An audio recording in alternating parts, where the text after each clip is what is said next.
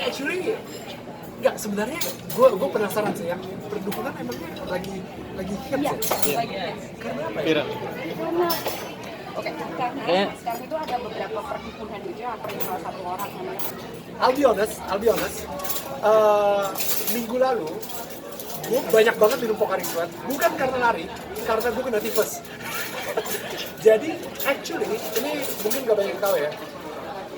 Hari kedua gue pas gue interview sama Ustadz Abdul Somad, itu keadaan gue lagi kena tifus, lagi parah-parahnya. Hari kedua gue kena tifus. Jadi apa yang keluar dari mulut gue itu benar-benar sama sekali gak gue rencanain. Gue nonton dakwahnya beliau, dan dari dakwahnya beliau ada beberapa yang gue bilang, wah ini menarik nih untuk dibahas. Udah cuma gitu aja. Dan gue nggak ngira kalau misalnya ternyata orang lagi heboh soal dukun gitu. Tapi gue dan UAS sama-sama setuju sih tentang apa yang kita bicarakan di konten dan tetangga kamu soal perdukunan tersebut. Kenapa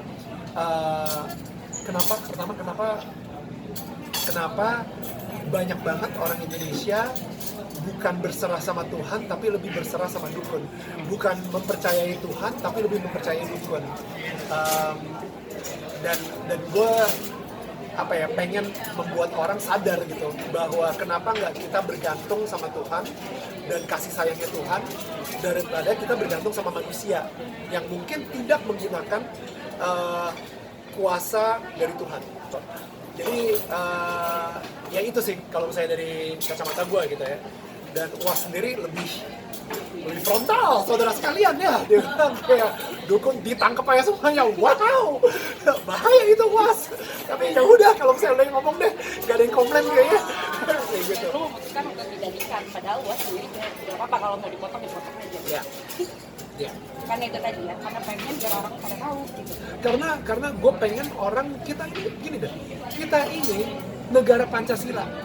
Sebagai orang Indonesia yang baik dan benar, itu harusnya mengikuti sila pertama, ketuhanan yang Maha Esa. Jadi kalau misalnya lu lebih percaya dukun dan bukan lebih percaya Tuhan, berarti lu bukan orang Indonesia yang baik dan benar.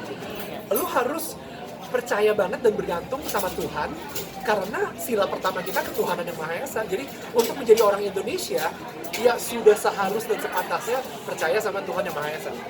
Udah kayak gitu sih. Enggak, tapi serius nih. Sekarang itu kan netizen atau orang-orang mostly yang akhirnya jadi mencoba mencari-cari kesalahan orang. Lo nggak takut dengan statement kayak gini kemudian jadi kayak Anil Mananta, dia melawan apa segala macam. Ini tergantung kalian. Nanti kalian komen aja gitu.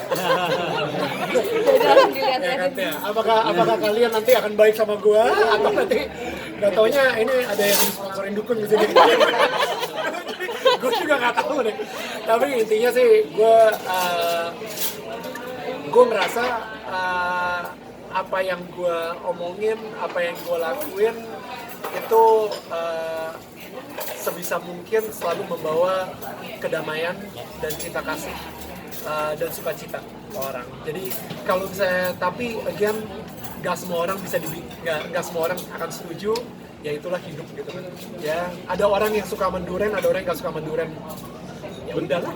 Bro, tapi saat yang lu mengundang UAS itu ada pro and kontra nggak setelah udah di-upload video tersebut atau sebelum? Sejauh ini pro-nya jauh lebih banyak daripada kontranya. Jadi gue nggak terlalu banyak pusingin ya.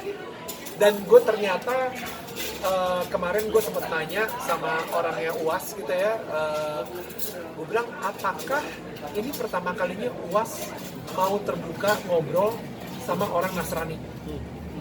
Dan dia bilang ya. Jadi ini sebuah bentuk,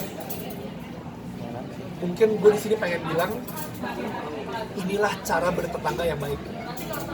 You know, inilah cara kita sebagai orang Indonesia bertetangga yang baik. Kadang-kadang apapun yang media ngomong tentang tetangga kita, udahlah, kita nggak usah pikirin, kita langsung ngomongnya sama orangnya. Kita ajak ngobrol, kita ajak ngopi, kita ajak ngeteh, kita ajak ngobrol bareng, dan ternyata banyak kok perspektif yang sama yang Muslim juga suka dari beliau.